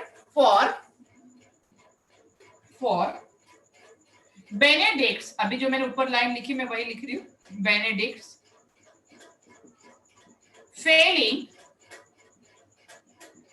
failing and tolerance test। अभी वन बाय वन सब टेस्ट में डिस्कस कर रही हूँ आपको। यहाँ पे किसके लिए दे रहा है? Carbonyl compound. किसमें है? अल्डिहाइड और कीटोन।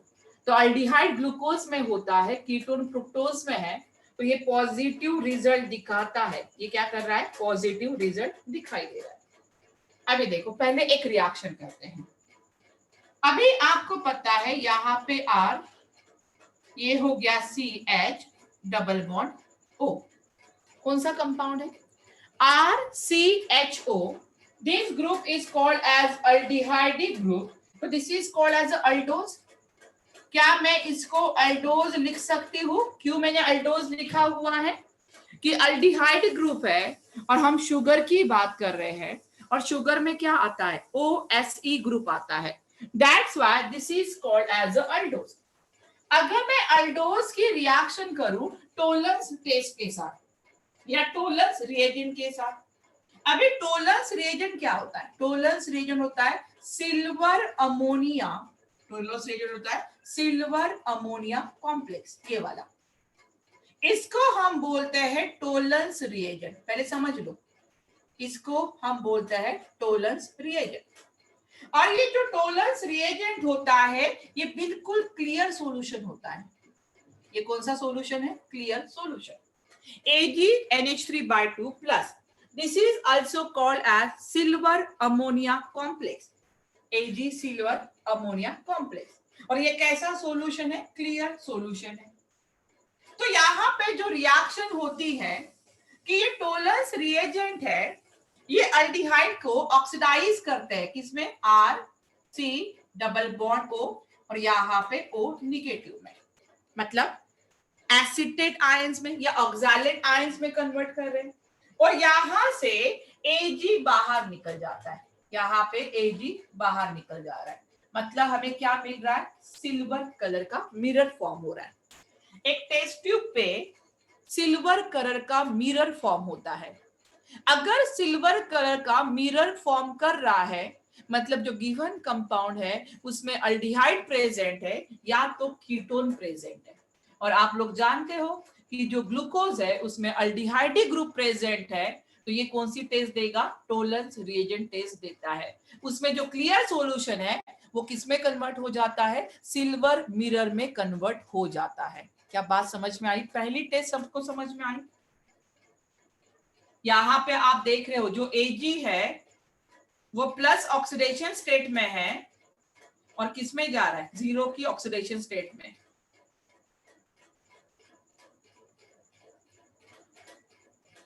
क्या पहली रिएक्शन समझ में आई कि जब भी आप गिवन कंपाउंड लोगे उसमें आप silver ammonia complex is nothing but Tollens reagent डालोगे, अगर वहां पे सिल्वर मिरर फॉर्म हो रही है मतलब उसमें कौन सा ग्रुप प्रेजेंट है? अल्डिहाइडी ग्रुप प्रेजेंट है। उसमें कौन सा ग्रुप प्रेजेंट है? अल्डिहाइडी ग्रुप प्रेजेंट है।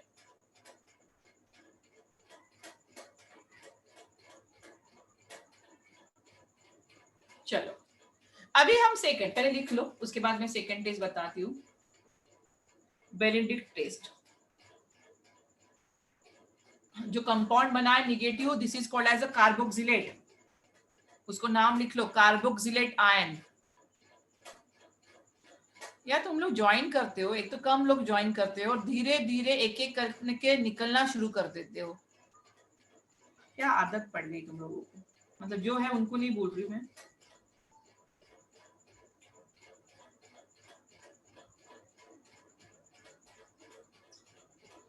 अल्डिहाइड का क्या हो रहा है? ऑक्सीडेशन। चलो डन।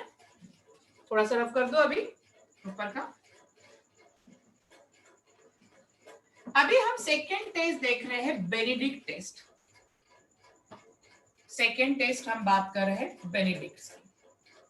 तो बेनेडिक्ट में क्या हो रहा है? अगेन मैंने अल्डिहाइड लिया, R C double bond O और यहाँ पे एच, और इसकी रिएक्शन हम बेनेडिक्ट सॉल्यूशन के साथ कर रहे हैं। और बेनेडिक्ट सॉल्यूशन होता है Cu, यहाँ पे कॉपर साइट्रेट, मैं शॉर्टकट में लिख रही हूँ, याद रखना, कॉपर साइट्रेट बाय 2, और यहाँ पे कितने का चार्ज है? -2 का चार्ज।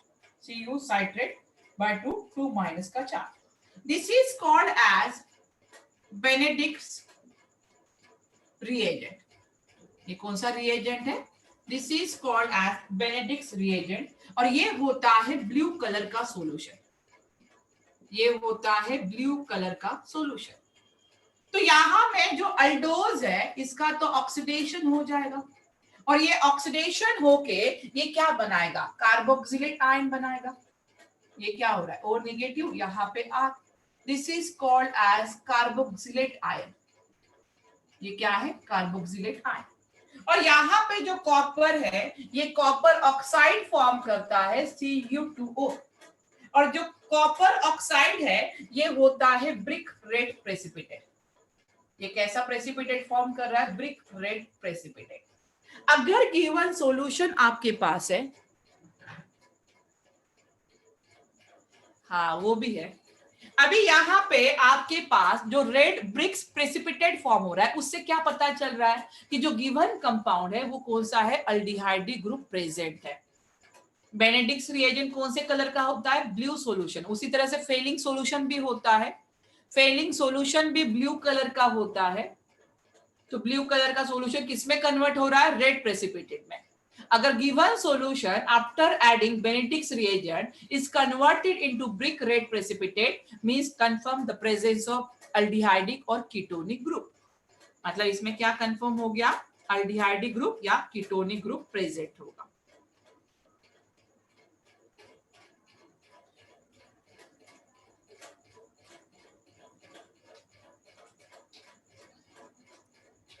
क्लियर हो रहा है?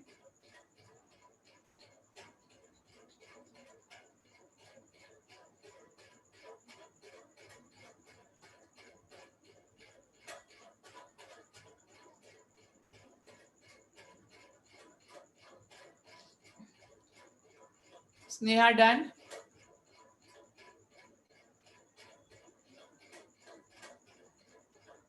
चलो एक बार स्टार्टिंग से पूरा पढ़ लो, उसके बाद मैं कुछ रिएक्शन ले रही हूँ, जो रिएक्शन आपकी ऑलमोस्ट हो गई है।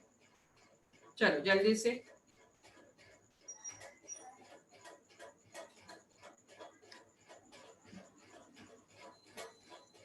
5 मिनट दे रही हूँ, पूरा पढ़ लो एक बार स्टार्टिंग से, जस्ट ओवरलुक कर लो क्या क्या पढ़ा है हमने।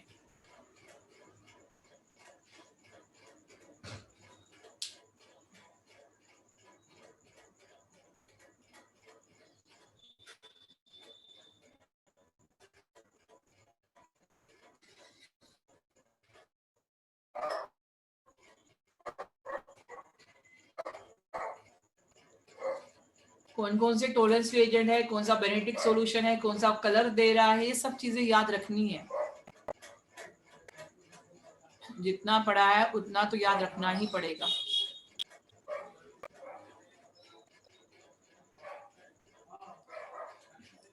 क्या क्या हमने लिया है एक बार रिवाइज करा दे। देखो इजी इजी पार्ट रिवाइज करा देती हूँ, मतलब पूरा ही पार्ट इजी है अगर समझ लो तो।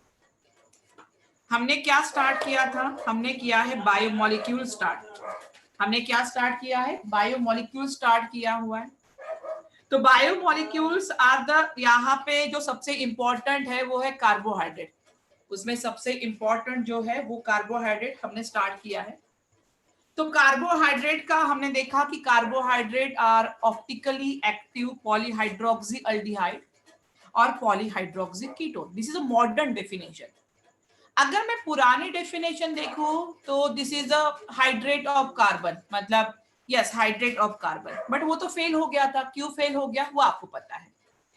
अभी इसमें polyhydroxy optically active, optically active मतलब इसमें कायरल कार्बन एटम प्रेजेंट होगा। इसमें एक तो अल्डिहाइड ग्रुप होगा या तो कीटोनिक ग्रुप प्रेजेंट होगा, और यहाँ पे पॉलीहाइड्रोक्सी ग्रुप प्रेजेंट होते हैं, मतलब बहुत सारे OH ग्रुप ऐड हो गए। उसके बाद हमने देखा कि कार्बोहाइड्रेट को हम अलग अलग तरीके से क्लासिफाई करते हैं। जो सिंपल कार्बोहाइड्रेट होता है this is called as monosaccharide. जो सिंपल कार्बोहाइड्रेट होता है उसको मोनोसैकेराइड कहते हैं, और उसका फर्दर हाइड्रोलिसिस नहीं हो पाता है, जैसे कि glucose, fructose, all these are monosaccharide. उसमें भी एक अल्डोज होता है और कीटोज। अल्डिहाइड ग्रुप है तो अल्डोज कहोगे, कीटोनिक ग्रुप प्रेजेंट है तो उसको हम कहते हैं कीटोज। अभी आपको मैंने डी और एल के बारे में भी बताया है कि डी फॉर्म कौन सा होगा और एल फॉर्म कौन सा होता है। तो उसके लिए हमने एक सिंपल कार्बोहाइड्रेट लिया था ग्लिसरा अल्डिहाइड। उसके लिए हमने क्या लिया है, सिंपल कार्बोहाइड्रेट ग्लिसरा अल्डिहाइड। अगर OH group right hand side में है तो उसको हम बोलते हैं डी ग्लिसरा अल्डिहाइड या पॉजिटिव ग्लिसरा अल्डिहाइड।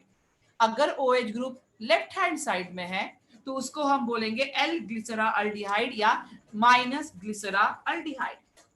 उसके बाद देखा हमने कार्बोहाइड्रेट को हम मोनोसैकेराइड, ओलिगोसैकेराइड और पॉलीसैकेराइड में भी क्लासिफाई करते हैं, और ये इंपॉर्टेंट क्लासिफिकेशन होता है, डिपेंड करता है on the basis of hydrolysis product. तो monosaccharide can not be further hydrolyse. Example glucose, fructose है, और एक एग्जांपल मैंने लिख के दिया था। Complex carbohydrate are further classified oligosaccharide and polysaccharide. What is meant by oligosaccharide? The carbohydrate that on hydrolysis gives 2 to 10 molecules of monosaccharide. ऐसा carbohydrate जिसका हाइड्रोलिसिस करने के बाद 2 to 10 मॉलिक्यूल्स मिल रहे हैं उसको हम कहते हैं ओलिगोसैकेराइड। तो उसमें डाइसैकेराइड होता है। डाइसैकेराइड क्या होगा, कितने मॉलिक्यूल्स देगा, 2 मॉलिक्यूल, जैसे कि sucrose. Sucrose on hydrolysis it gives glucose and fructose. Maltose on hydrolysis it gives glucose and glucose, and lactose and hydrolysis it gives glucose and galactose. ट्राइसैकेराइड भी होता है। ट्राइसैकेराइड का एग्जाम्पल क्या लिया था हमने, ट्राइसैकेराइड का एग्जाम्पल कोई बता सकता है मुझे, ट्राइसैकेराइड का एग्जाम्पल क्या लिया था?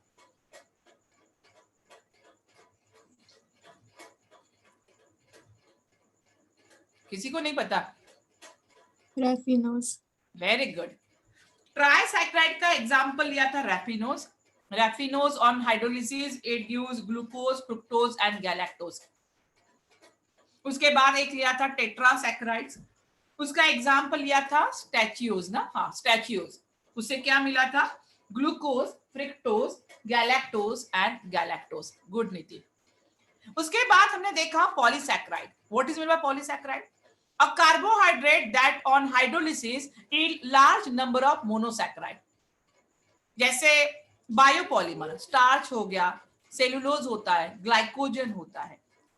कार्बोहाइड्रेट को हमने अगेन क्लासिफाई किया था on the basis of solubility. तो एक होता है शुगर, दूसरा था नॉन शुगर। शुगर क्रिस्टलाइन होता है, स्वीट टेस्ट होता है, सोल्यूबल इन वाटर। तो ऑल मोनोसैकेराइड है और ऑलिगोसैकेराइड आर शुगर। आपको मोनोसैकेराइड का एग्जांपल पता है, ग्लूकोज जो स्वीट टेस्ट होता है। नॉन शुगर कैसे होते हैं? They are amorphous, tasteless, insoluble in water. और जो पॉलीसैकेराइड होते हैं सबके सब कैसे हैं? नॉन शुगर होते हैं। उसके बाद reducing sugar and non reducing sugar. अगर फेलिंग सॉल्यूशन के साथ टोलरेंस रिएजेंट के साथ रिड्यूस हो रहे हैं तो that is a reducing sugar. तो all monosaccharide are reducing sugar. और नॉन रिड्यूसिंग का एग्जांपल कौन सा लिया था? सुक्रोज। कौन सा एग्जांपल है? सुक्रोज। उसको क्यों नॉन रिड्यूसिंग कहते हैं मैं आगे बताऊंगी। उसके बाद हमने प्रिपरेशन ऑफ ग्लूकोज देखा। दो प्रिपरेशन थी, एक from sucrose, laboratory preparation, lab method. तो sucrose on acid hydrolysis it gives glucose and fructose, and glucose and fructose are in equal volume and they are separated by using alcohol। because जो glucose होता है वो almost insoluble होता है और जो fructose होगा वो सोल्युबल होता है अल्कोहल में, और उस तरह से हम उसको सेपरेट कर सकते हैं। सेकेंड जो मेथड थी from starch, that is a commercial method. Starch का फॉर्मूला क्या है? C6H10O5 बाय N, क्योंकि स्टार्च क्या होता है? बायोपॉलीमर होता है। तो उसको हम H2O के साथ हाइड्रोलिसिस करेंगे तो वहां पे भी क्या मिलता है? ग्लूकोज फॉर्म होता है। उसके बाद हमने देखा open chain structure of glucose. What are the evidences to show open chain structure of glucose? तो पहला मॉलिक्यूलर फॉर्मूला। सेकेंड हमने देखा कि by using elemental analysis, by using mole concept, molecular formula of glucose is C6H12O6। उसको glucose को हमने heat किया HI के साथ। HI is a strong reducing agent, it gives a n hexane. तो this reaction state that all the 6 carbon atom are connected in a straight chain. जब glucose को हमने हाइड्रोक्सिल अमाइन के साथ या हाइड्रोजन साइनाइड के साथ रिएक्ट किया तो वहां पे ऑक्सिम और ग्लूकोज साइनोहाइड्रिन फॉर्म हुआ। उससे क्या पता चला कि the reaction confirm the presence of carbonyl group. उसके बाद जब हमने ग्लूकोज को रिएक्शन किया माइल्ड ऑक्सीडाइजिंग एजेंट के साथ तो वो कन्वर्ट हो गया ग्लूकोनिक एसिड के साथ। मतलब जो कार्बोनिल ग्रुप है वो कौन सा है? अल्डिहाइडिक ग्रुप प्रेजेंट था। उसके बाद जो ग्लूकोज है उसका हमने नाइट्रिक एसिड के साथ रिएक्शन किया। Nitric acid is a strong oxidising agent, तो वो कन्वर्ट हो गया और उससे क्या मिला हमें? Glucaric acid. This is also called as a saccharic acid. तो इससे क्या कंफर्म हुआ कि प्राइमरी अल्कोहलिक ग्रुप प्रेजेंट है। और जब ग्लूकोज की रिएक्शन एसिटिक अनहाइड्राइड के साथ की तो वहां पे ग्लूकोज पेंटा एसिटेट फॉर्म हुआ। So we confirm the presence of 5 hydroxyl group. कितने हाइड्रोक्सिल ग्रुप प्रेजेंट है? 5 हाइड्रोक्सिल ग्रुप। तो ग्लूकोज एक स्टेबल कंपाउंड होता है और 5 hydroxyl group different different carbon पे अटैच होंगे। तो इस तरह से हमने देखा। फिर हमें जरूरत पड़ी साइक्लिक स्ट्रक्चर ऑफ ग्लूकोज की, तो उसको हमने फिशर प्रोजेक्शन फॉर्मूला को किसमें कन्वर्ट किया था? हावर्थ प्रोजेक्शन फॉर्मूला में। जो फिशर प्रोजेक्शन फॉर्मूला था उसको कन्वर्ट किया था हावर्थ प्रोजेक्शन फॉर्मूला में। आपको कैसे किया? आपको सब पता है। 6 मेंबर को हमने अरेंज किया।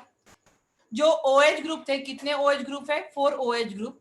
3 OH group right hand side में है, एक OH group left hand side में है, वो भी थर्ड कार्बन पे। फिर हमने कंसेप्ट यूज किया हेमी एसिटल वाला कंसेप्ट। तो वहां पे दो स्ट्रक्चर मिले, एक था अल्फा डी प्लस ग्लूकोपायरानोज और दूसरा स्ट्रक्चर था बीटा डी प्लस ग्लूकोपायरानोज।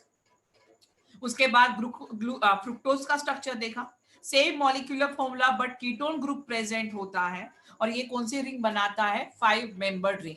और 5 मेंबर्ड रिंग क्या होती है? फ्यूरान। इसीलिए इसको बोलते हैं अल्फा डी। लेकिन हमेशा याद रखना जो भी फ्रुक्टोफ्यूरान होता है उसमें निगेट साइन होता है, क्योंकि एक्सपेरिमेंटली जो फ्रुक्टोज होता है वो लिवो रोटेटरी होता है, इसलिए वहां पे हमेशा नेगेटिव साइन ही अप्लीकेबल है। इसी तरह हमने फिशर प्रोजेक्शन फॉर्मूला को किसमें कन्वर्ट किया था, हमने यहाँ पे हावर्थ प्रोजेक्शन फॉर्मूला में कन्वर्ट किया। उसके बाद हमने देखा म्यूटा रोटेशन क्या होता है, म्यूटा रोटेशन इंपॉर्टेंट है। उसी तरह से anomeric carbon atom, anomer is nothing but अ इपीमर, उसकी मैं प्रॉपर डेफिनेशन में बाद में लास्ट में लिख के देने वाली हूँ। एनोमर क्या होता है और इपीमर क्या होता है। बिकॉज ऑफ एनोमेरिक कार्बन की वजह से दो डिफरेंट स्ट्रक्चर फॉर्म हुए हैं, तो this carbon is called as a anomeric carbon atom. और उसमें हमने देखा कि एक अल्डोज की रिएक्शन बेनेडिक्स के साथ और टोलेंस रिएजेंट के साथ कौन सा कलर दे रहा है ये भी आपको याद करना है। तो यहाँ पे आपका ग्लूकोज एंड फ्रुक्टोज कंप्लीट हो गया है। नेक्स्ट टाइम हम डाइसैक्राइड के बारे में पढ़ेंगे और डाइसैक्राइड का स्ट्रक्चर पढ़ेंगे। उसमें इंपॉर्टेंट है सुक्रोज है, माल्टोज है, लैक्टोज है। अभी सुक्रोज को इनवर्ट शुगर कहते हैं। Why sucrose is called as a invert sugar, और उसकी रिएक्शन क्या क्या रहेंगी ये सब पार्ट हम देखने वाले हैं। तो चलो आज के लिए एक एक कम होते जा रहा है, तो आज के लिए इतना ही रहने देते हैं। नेक्स्ट टाइम बाकी की रिएक्शन देखते हैं। यहाँ तक क्लियर हुआ है? किसी को डाउट है तो पूछ लो या फिर से एक बार पढ़ लो, तो नेक्स्ट टाइम आओगे तो प्लीज जो नहीं समझ में आए वो पूछना है। चलो bye bye bye everyone, bye.